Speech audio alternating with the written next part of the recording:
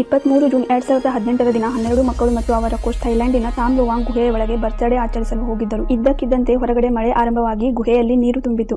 ಈ ಮಕ್ಕಳಿಗೆ ಈಜು ಬರುತ್ತಿರಲಿಲ್ಲ. ನಿಧಾನವಾಗಿ ಗುಹೆಯ ಒಳಗೆ ಆಕ್ಸಿಜನ್ ಪ್ರಮಾಣ ಕಡಿಮೆಯಾಯಿತು. ಇಂತಹ ಪರಿಸ್ಥಿತಿಯಲ್ಲಿ ಆ 13 ಜನರನ್ನ ರೆಸ್ಕ್ಯೂ ಟೀಮ್ ಹೇಗೆ ಕಾಪಾಡಿತು ಅನ್ನುವುದು ಆಶ್ಚರ್ಯವೇ ಸರಿ. ನಡೆದದ್ದೇನೆಂದರೆ, ತಮ್ಮ ಮಕ್ಕಳು ಮನೆಗೆ ವಾಪಸ್ ಬರದಿದ್ದಾಗ ಅವರ ಪೋಷಕರು ಇವರನ್ನು ಹುಡುಕಲು ಪ್ರಾರಂಭಿಸುತ್ತಾರೆ. ಇವರಿಗೆ ತಮ್ಮ ಮಕ್ಕಳ ಸೈಕಲ್ ಗುಹೆಯ ಹೊರಗಡೆ ಸಿಗುತ್ತದೆ. ಅನುಮಾನಗೊಂಡ ಪೋಷಕರು ಪೊಲೀಸರಿಗೆ ದೂರು ನೀಡುತ್ತಾರೆ. ಈ ವಿಷಯ ಎಲ್ಲ ಸುದ್ದಿವಾಹಿನಿಗಳಿಗೆ ತಿಳಿಯಿತು ಮತ್ತು ಇಡೀ ವಿಶ್ವದ ಚರ್ಚೆಗೆ ಒಳಗಾಯಿತು. ತಕ್ಷಣ ಥೈಲ್ಯಾಂಡ್ ತನ್ನ ರಕ್ಷಣಾ ತಂಡವನ್ನು ಘಟನಾ ಸ್ಥಳಕ್ಕೆ ಕಳುಹಿಸಿತು. ಇವರು ಮೊದಲು ಗುಹೆಯ ನೀರನ್ನು ಹೊರಹಾಕಲು ಪ್ರಾರಂಭಿಸಿದರು.